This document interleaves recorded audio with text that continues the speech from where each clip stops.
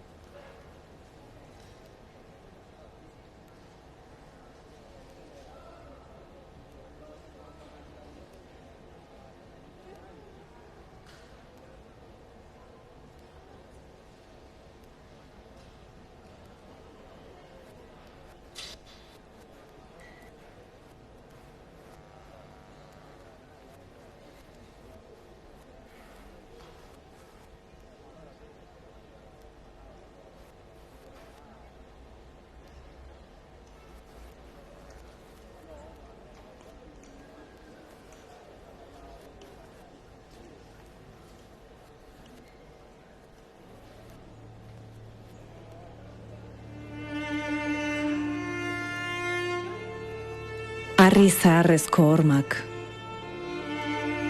beira kolore bizi zarraituak, izan dira gure historiaren testigu isil eta berbazkoen gordailu leialak. Euskara, nortasuna, eta kultura herrigintzaren oinarri, izan dira horma hauen artean izpide eta akordio. Eta Araba, Bizkaia, Gipuzkoa eta Nafarroako erakunde gorenen lankidetzarako giltzarri. Eusko ikaskuntza sustatu genuen lehenbizi. Eta ondoren, honen eskutik, akademia. Euskaltzaindia. Ez genuen orduan sokarik eten. Zinez indartu genuen, ari berekoak baikara bederen. Izan bedi euskal herri baten ametsura. Irakasgai, ondorengoentzat ere.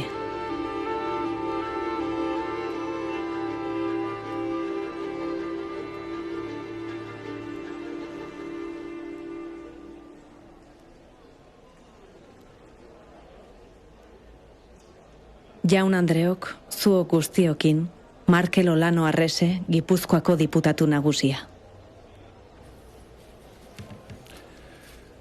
Eusko Jaurlaritzako lehendakari jauna, Euskal Hirigun Elkargoko presidentea, Euskaltzainburu jauna, gainerako herri agintariak, lagunak, ongi etorri Gipuzkoako Foru Aldundiaren izenean, Euskaltzaindiaren mendeurrena ospatzeko ekitaldi honetara. Ohorez eta atsegin handiz egiten dizuet ongi etorria Foru Aldundiaren jauregira. Etxe honetan itxuratu zen, baita lehenengoz elgarretaratu ere, orain dela 100 urte Euskararen Akademia. Ari batek lotzen gaitu beraz Euskaltzaindiarekin. 100 urteko ez hain ari mehe batek, baizik esango nuke, soka ezin sendoago batek. Harrotasunez, bezala erantzukizunez ere, betetzen gaituen sokak. Ekitaldi honetan, Gipuzkoako Foru Aldundiaren ordezkaritza niregan hartzen dudanez, izen propio bat gogoan izan nahi nuke. Euskaltzaindia sortzeko ekimenetan lan arduratsu eta zentzuz betea egindako Julian Elorza Aizpuru Azpeitiarra. Gipuzkoako Aldundiak buru izan zuelarik 1919-tik 1924 Euskal Akademiaren sustatzaile eta eragile nagusietako bat izan zela aldarrikatu nahi dut zuen aurrean. Gaurko egunez, jauregi honetan eratu zen Euskal Akademia. Handik 2 egunera egin zen Euskaltzaindiaren lehen bilkura akademikoa, azkue buruzela. Harro gaude Gipuzkoar guztiok, gure foru erakundeek Euskal Akademiarekin hastapenetik izan duten loturaz. Gizalegezkoa da, aitortzea beraz, gaur Elorza jaunak egindako lan sakona. Aintzatespen hori helarazi nahi dizuet, baita ere, iraganeko naiz gaur egungo euskaltzainei. Mende beteko historian, akademiatik euskararen aldeko lan isil bezain eskerga egin duzuen guzti-guztioi. Gure erakunde akademikoaren sorrerako haziak uzta ezin oparoagoa ekarri du 100 urte hauetan. Euskararekiko atxikimendua, euskara ikertu eta normalizatzeko grina, euskara arnaz berritzeko langintza, hizkeraketz eta gizarteketz euskara aiolaz landu eta jagoten zain egotea, Euskaltzaindiaren lehenengo arautegian hitz agertzen den moduan. Ikusmolde kultura zabal batekin daude loturik printzipio horiek, ideologiaz edo jokabide politikoez gaindi dagoen ikusmolde batekin alegia. Euskara guztion ondarea da. Lehia politikoaz kanpo utzi beharrekoa. Horixe da akademiaren sortzaileek egin zutena. Euskaltzaindiaren sorrerak ematen digun lehen garrantzizko irakaspena. Bigarren irakaspena Euskaltzaindiaren ibilbideak eratzen du. Joan den 100 urteetan egindako bidearen mugarri nagusiak argitzen dute. Bereziki euskara batuak. Ez bakarrik hizkuntza eredu estandar jaso bat ekarri zuelako, baizik horrekin batera, kontzientzia berri bat zabaldu zuelako euskararen herrietara. Guk adiera kultural argi batez Euskal Herri deitzen dugun horretara. Hori gabe, nekez uler daitezke euskara arlo publiko eta ofizialera edatzea. Esparru akademiko eta zientifiko guztietara zabaltzea. Hedabideetara iristea eta orobat joan den mendearen amaieratik ona izan duen garabidea, mundu analogikoan bezala digitalean ere. Izan bedi alaber, euskaltzaindiaren mendeurrena, etorkizunari begiratzeko aukera bat, ez bakarrik 100 urteren ibilbidea goraipatzeko aitzakia. Euskaltzale gisa mintzatu nahi nizueke. Politikaren ardurak bere gain hartzeko erantzukizuna duen euskaltzale gisa. Euskara den bezalako hizkuntza txiki bati etorkizun bat edo Mitxelenak idatzi zuen moduan, iraupena eta hazkuntza segurtatzeko behar adina tokia aurkitu nahi dion euskaltzale gisa. Euskal Herriaren historian, inoiz ez bezala, belaunaldi bat edo bi ditugu dagoeneko euskaraz eziak. Euskara erabiltzen ari direnak, era guztietako jarduera profesionaletan. Hizkuntza zorrotz eta zoli behar dutenak. Akademiak eginkizun nagusi bat du esparru horretan. Hiztunek eta hiztunen behar berriei, aintzindu behar zaiei, haiei egokitzeko bide malguak aurkitu behar ditu.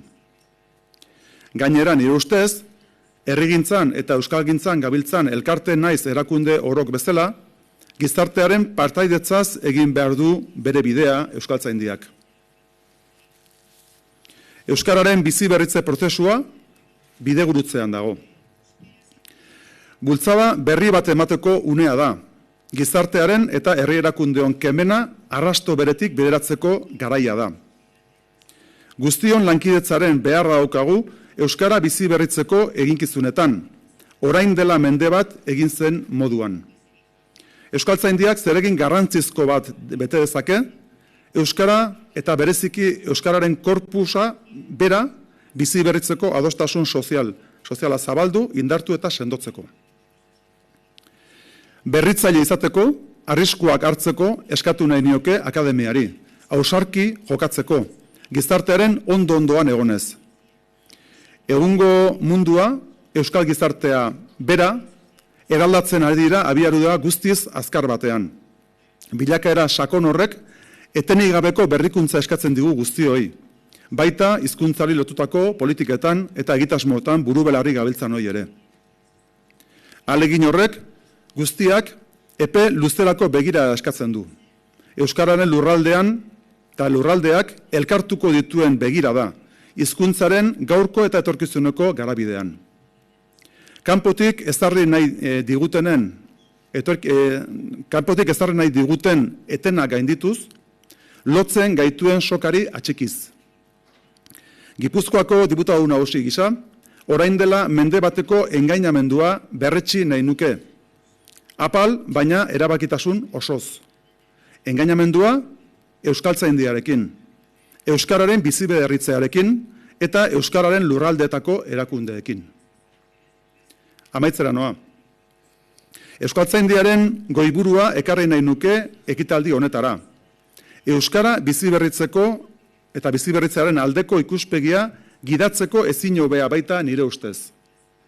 Jorratu ditzagun aukera berriak, ausartu gaitezen euskararentzat bide berriak bilatzen. Saiatu gaitezen batera lan egiten, akademia, herri erakundeak eta gizarte eragileak. Bilatu ditzagun guztion artean, adostasun zabal bat, iraun dezagun soka horri elkar loturik, etxigabe. Labur esan da, ekin eta jarrai. Eskerrik asko.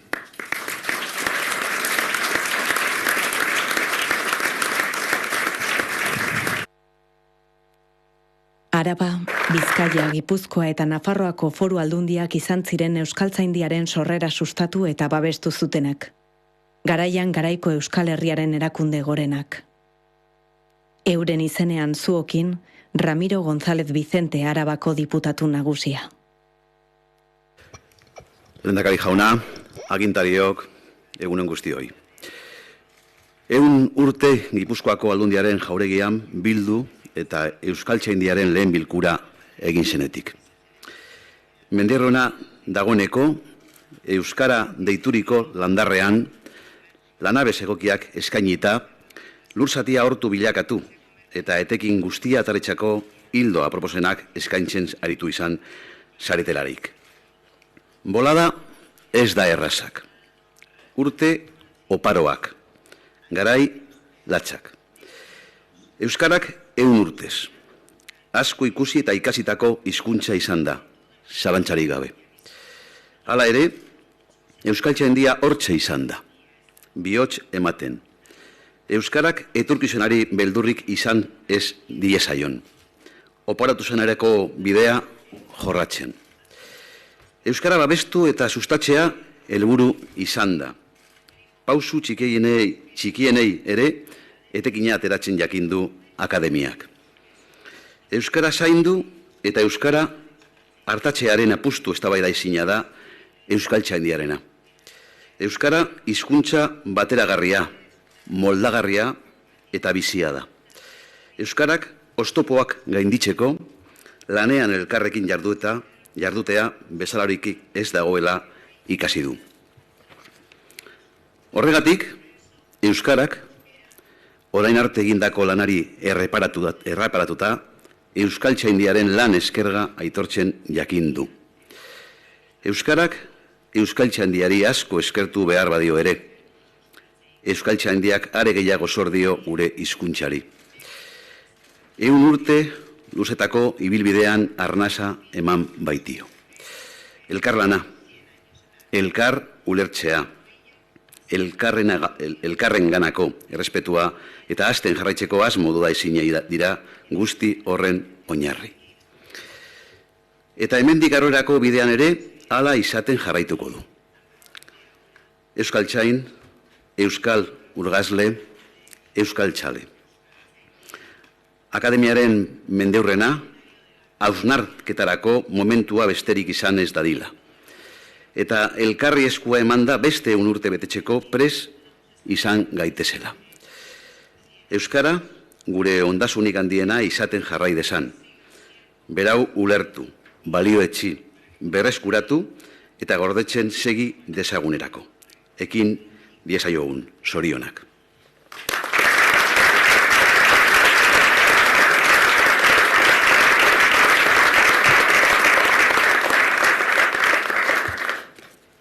Mende berriarekin itxaropen berriak euskararen lurraldeetan. Jaun Andreok zuokin, Jan Rene Etxegarai, Euskal Hirigune Elkargoko lehendakaria. Agur, c'est avec un grand plaisir que je suis parmi vous pour la clôture des festivités liées au centenaire d'Euskaltzaindia. Comme vous le savez, la communauté Pays Basque que je préside a voté son projet de politique linguistique en faveur de la langue basque, afin que la langue basque prenne toute sa place dans l'espace public, dans nos vies et dans nos villages, puisqu'elle est l'élément clé de notre territoire. Mais nous ne pourrions pas aujourd'hui mener ce travail de normalisation et de revitalisation de la langue s'il n'y avait pas eu la création d'Euskaltzaindia il y a un siècle. Cette institution, on le sait, a mené un travail fondamental en faveur de l'unification et de la modernisation de la langue basque. Un travail long et enrichissant, mais également très rude. En effet, l'attachement que porte chacun à l'Euskara aura entraîné bien des discussions animées. Si Euskaltzaindia a été créé en Biscaye, n'oublions pas que les bases du basque unifié ont été posées en 1964 à Bayonne, par Txilardegi, Lafitte, Devant, Monson Salaun, Eneko Igirigaray et l'abbé Andiazabal. Il faut souligner que depuis le Pays Basque Nord a toujours pris en compte dans le fonctionnement et les décisions d'Euskaltzaindia. Je pense notamment à Jean-Henri Tchellar, auquel on pense en ce moment, et qui fut le président d'Euskaltzaindia durant 15 ans.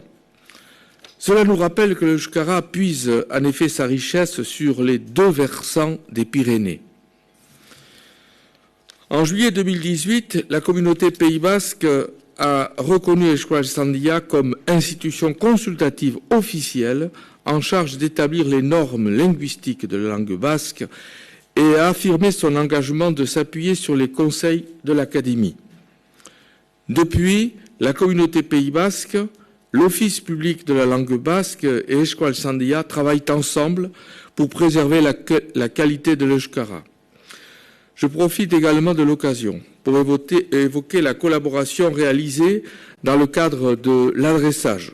En effet, nous devons accompagner environ 120 communes sur les 158 que compose notre communauté dans la normalisation de leur toponymie. Je souhaite remercier Euskaltzaindia pour ce travail et ce partenariat de qualité. Nous souhaitons continuer dans cette lignée dans les mois qui viennent. Zorionak Euskaltzaindiari eta luzaz iraun beza. Eskerrik asko.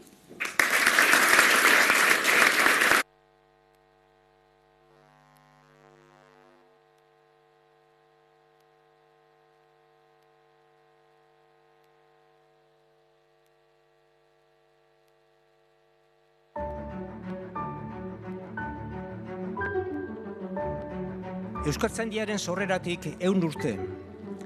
Eta Arantzazuko biltzaretik 50 igaro direnean, Euskaltzaindiak honako adierazpen hau aurkeztu nahi dio euskal gizarteari. Euskara batuaren inguruan, eragile publiko zein pribatuek berresteko eta azpimarratzeko euskara batuaren garrantzia. Arantzazutik mundu zabalera.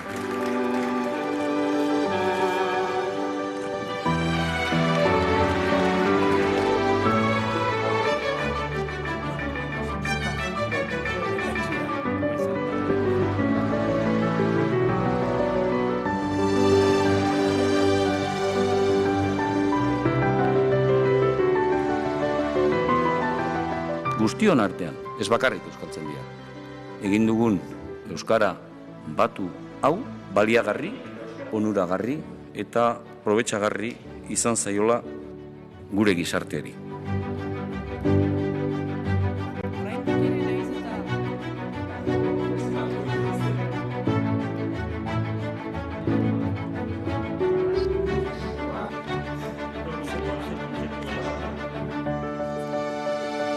Argi agertzen da menderdi geroago, euskara batuaren ideia, estandarizazioaren bidea, onarpen sozial, zabala eta zibila lortu duela.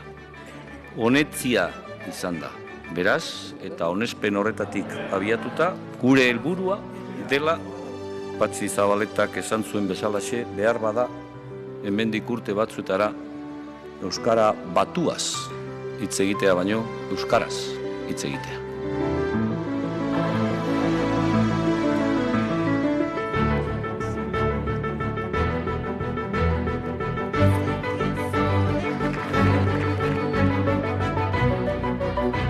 Esango nuke orain arte egindakoari buruz. Eta jarraian egin behar dugunari buruz, titulurik laburrena eta esanguratsuena dela obrak mintzo.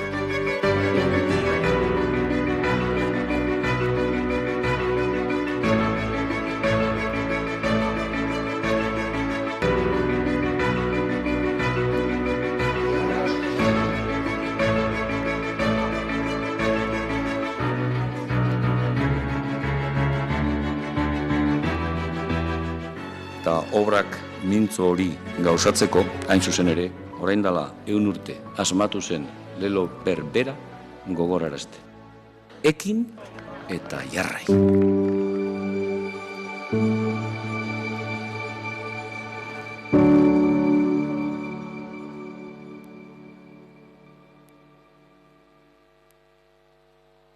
Jaun Andreok, zuok guztiokin, Andres Urrutia Badiola, Euskaltzainburua.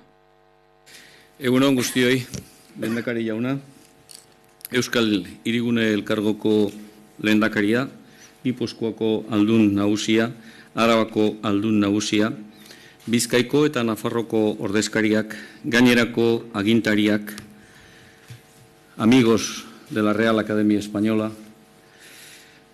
amigos de la Real Academia Gallega, amics de la secció filològica de l'Institut d'Estudis Catalans, bestelako erakundeak eta elkarten ordezkariak, alderdi politiko, elkarte, bestelako entitate komunikabide, entitate kulturalen ordezkariak, jaun-andreok, euskaltzainkideok, egunon. Lehenengo hitzak eskerrak emateko ditut.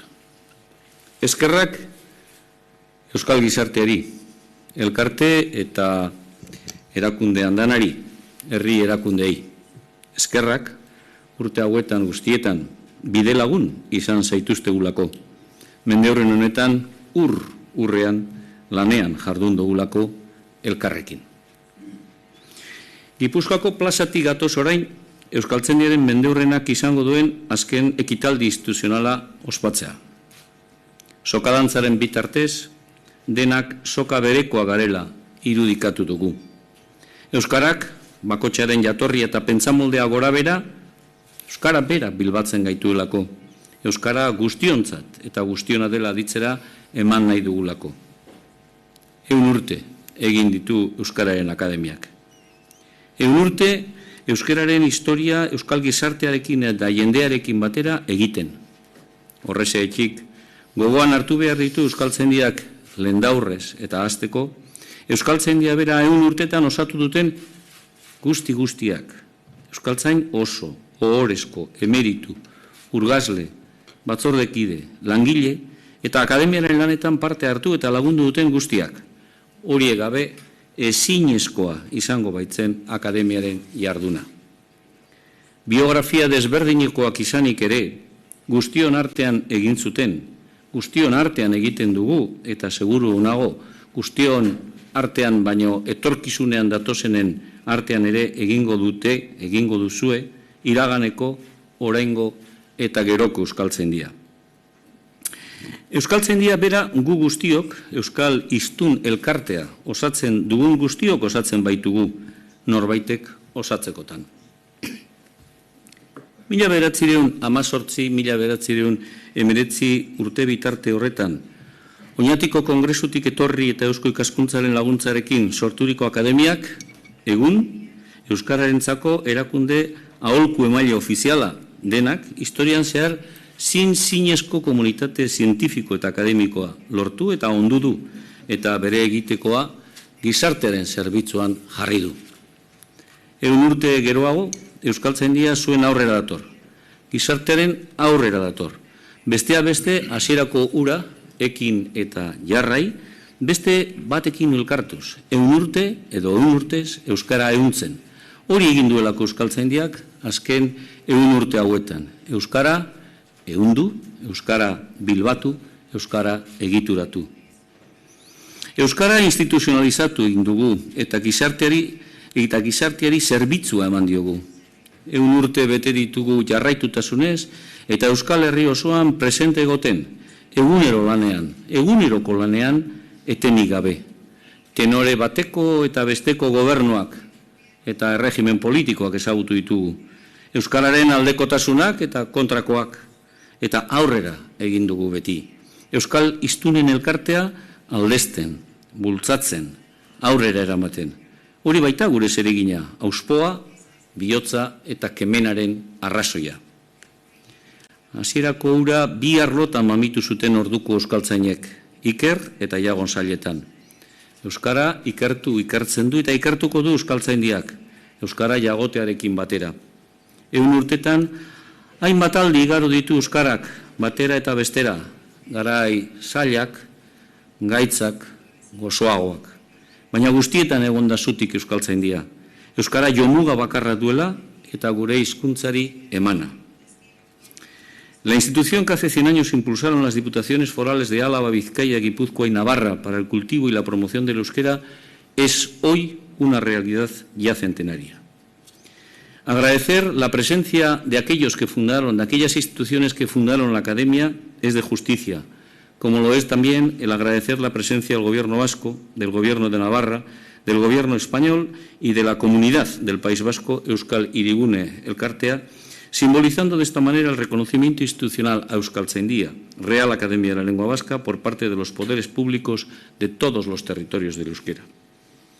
Euskaltzaindia es, desde su creación hace un siglo, transfronteriza y plural, porque nuestra lengua, el euskera, es también transfronteriza y engloba una comunidad de hablantes también plural, una comunidad de hablantes dispersa por todo el mundo.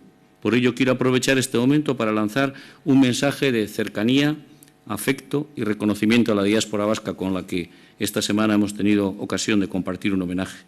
A esa red de personas, familias e instituciones dispersas por todo el mundo que han sido y son nuestros mejores representantes y que han trabajado denodadamente para transmitir, promocionar y difundir nuestra lengua y nuestra cultura. Euskararen batasuna lortzeko aitzindaritza hartu zuen Euskaltzaindiak eta hainbat euskal eragileekin batera Euskara batuaren gorpuztea bideratu du eta egun ere bideratzen du. Oro bat, Euskaltzaindiaren oinarrian daude bestelako realitateak, garai zail eta ilunetan sortu zituenak eta gerora berezko izaera eskuratu eta erdietzi dutenak, persolari txapelketak, AEK, Euskal Idazlen Elkartea, itzultzaileak, euskarazko tituluak, uzei, ikastolak, euskarazko argitalpenak, literatura eta ikerketa lehiaketak, hiztegiak eta abar. Hasiera emanez geroztik, euskararen eta euskal kulturaren garapenerako erabakargarri gertatu eta euskalgintzan errotu egin direnak. Horrela sortu da euskalgintza modernaren azpiegitura eta hortxe egonda eta egongo da beti Euskararen Akademia. Mendeurren honek, alabaina, beste baterako bidea jorratzen eta irekitzen du. Mendeurren honetatik aurrera nahitaez, Euskaltzaindiaren lanak, Euskaltzaindiaren egitekoak, bestelako eite eta ezaugarriak izango baitituzte. Izatez, guk bete-betean egon eta bizi nahi dugu 21. mendean. Eta esango nuke, azken 14 urtetan egin ditugun aldaketak eta aleginak norabide horretan doazela. Uste dugu aldaketa horiek nabaritzen ari direla eta ondoko urtetan are gehiago nabarituko direla. Besteak beste, mendeurrena hori guztia erakusteko baliatu nahi izan dugu. Badakigu zein diren gure ongaitzak. Badakigu zein diren gure betekizunak. Euskal gizartearen behar izanei, behar bezala erantzuteko asmoz, Euskaltzaindiaren zerbitzu bokazioa aspaldikoa da, baina askartu eta indartu egin behar dugu. Eta ez dira hoiek berba hutzalak. Sare sozialetan gaude, Euskaltzaindiaren hiztegia digitalizatu egin dugu, aldian aldiko aldaketak sarera igotzen ditugu 6 hilabetero, euskarazko korpus linguistikoetan aitzindari izan ginen, eta azken urteetan egin ditugun liburuak euskarri digitalen atera ditugu eta guztion eskura jarri ditugu. Mendeurrenaren kariaz, webgune berria dugu, erabiltzaileen mesedetan. Euskal Herriko gizarte eragile eta erakunde ofizialekin etengabeko harremanak ditugu. Beraiekin edozen bat, egitasmo antolatu eta partekatu ditugula. Gure egoitzen ateak zabaldu ditugu. Jardunaldiak, musika emanaldiak eta bisita gidatuak eskainiz publiko zabalarentzat, euskalgintzako eragile eta elkartei harrera eginez, horiek ere erabilditzaten.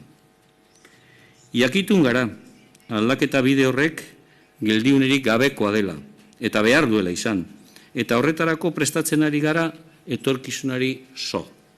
Baina batez ere Euskaltzaindiak mendeurrena baliatu nahi izan du euskararekin, euskal kulturarekin eta euskal gizarte osoarekin duen konpromisua berriztatzeko.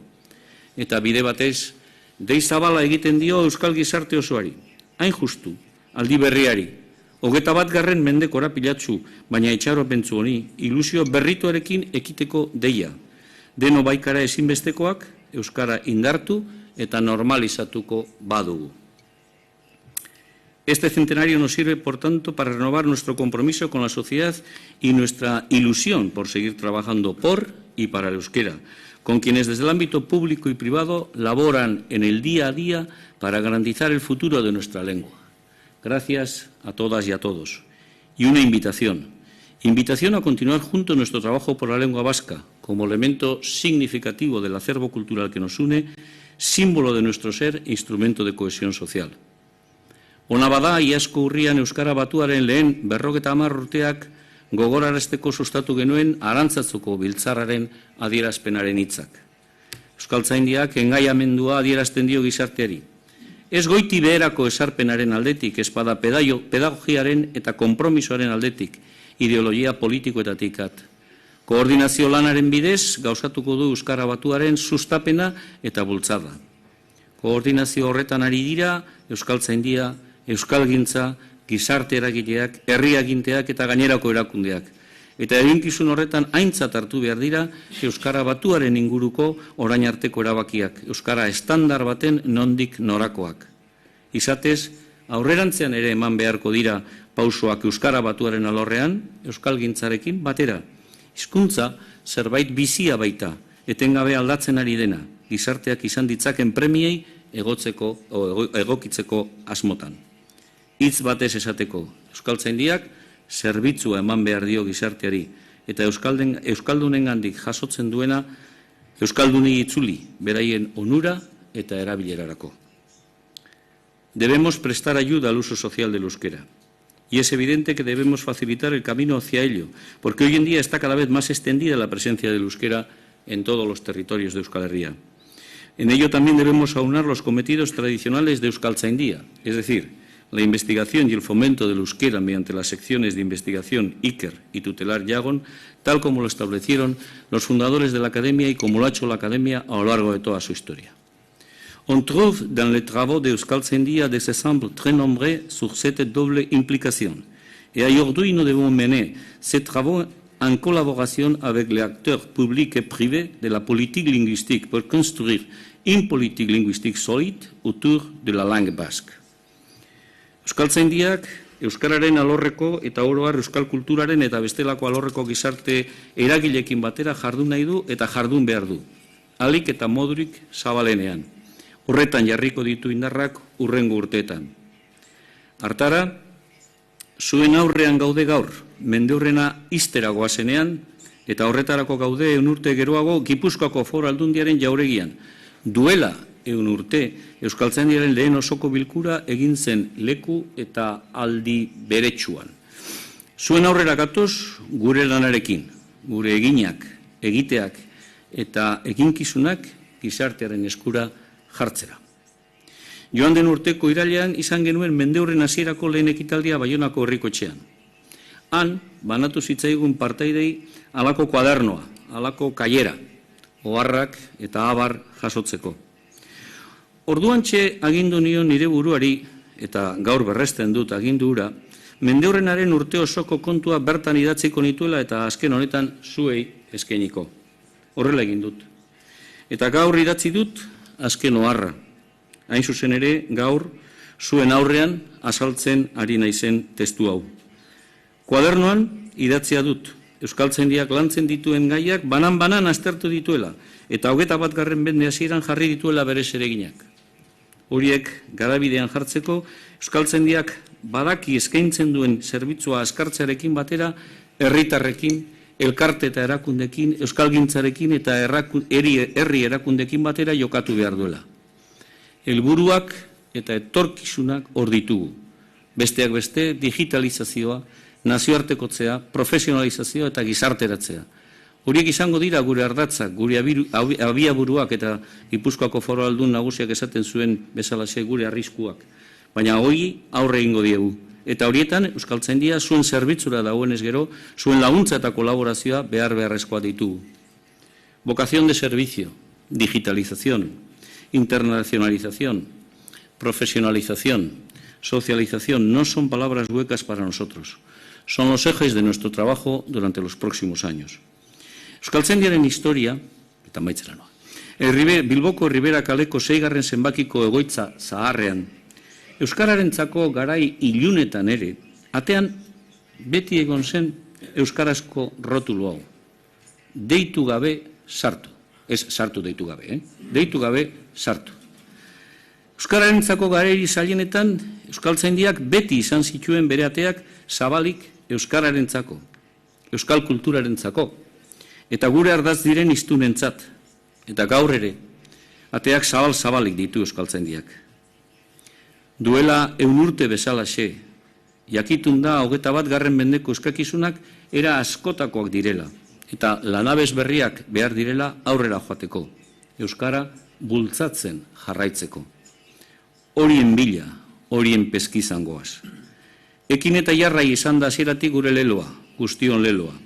Etorkizunean ere, hala izaten segituko duena, eraberritua eta mamitua euskararen aitzinamendua ahalbidetzeko.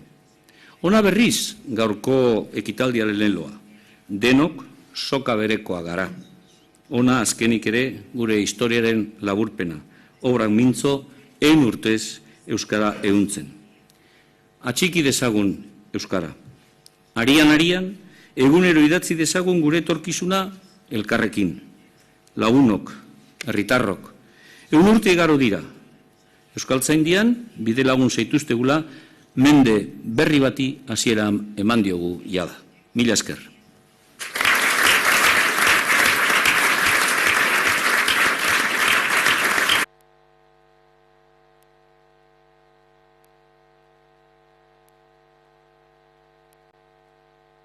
Hitza du ekitaldi honi amaiera emateko Inigo Urkullu jaunak, Euskal Autonomia Erkidegoaren lehendakaria. Zuk duzu hitza, lehendakari jauna.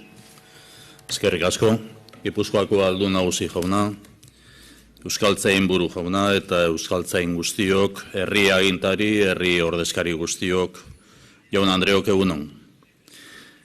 Euskaltzaindiak 100 urte bete ditu eta azken urte honetan aukera izan dugu nola, zergatik eta zertarako sortu zen gogora ekartzeko eta gogoratzeko. Oroitu dugu nolakoa zen euskararen egoera 20. mendearen hasiera hartan. Urte haietan bizitako pizkundeaz hitz egin dugu. Omendu ditugu erabakiaren atzean izan ziren norbanako eta erakundeak. Geroago etorri ziren garai ilunak ere saminez gogoratu ditugu. Urte haietan egindako lana txalotu dugu. Gogoratu dugu Euskara Batuaren sorrera. Euskarari egin dion ekarpen ikaragarria nabaritzeko. Ez geundeke gauden tokian Euskaltzaindiari eta Euskara Batuari esker ez balitz. Euskaltzaindia etorkizunera begira dago. Zuek, inork baino hobeto dakizue, aurrera jarraitu behar dela, ekin eta jarrai.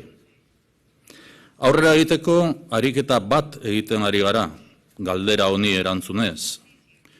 Nola egongo da Euskara 2030 urtean? Tamainako erronkak ditugu aurrean.